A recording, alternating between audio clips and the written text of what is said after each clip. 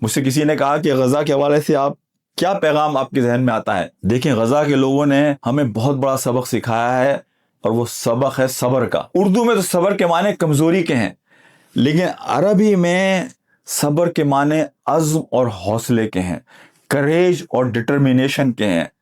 صبر کے معنی ہے جس مقصد کو زندگی کا مقصد بنا لیا، آخری سانس تک اس مقصد کے ساتھ جڑے رہو۔ صبر نام ہے کہ آپ کے اندر ہیسٹینس نہیں ہونا چاہیے، آپ کے اندر حلم ہونا چاہیے۔ حلم کہتے ہیں کام اینڈ کمپوزڈ پرسنالٹی۔ حلم کہتے ہیں کہ یہ وہ لوگ ہیں کہ جن کا نعرہ یہ ہوتا ہے time never remains the same. یہ وہ لوگ ہیں کہ جو حوصلے کے ساتھ وقت اور حالات کا مقابلہ کرتے ہیں۔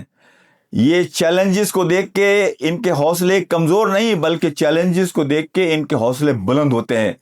جس طرح غزوہ احزاب کے بارے میں قرآن میں آتا ہے کہ جب چیلنج کو سامنے دیکھا تو اس چیلنج نے ان کے ایمان کو اور بڑھا دیا، زادتہم ایمانا، ان کا ایمان اور بڑھ گیا۔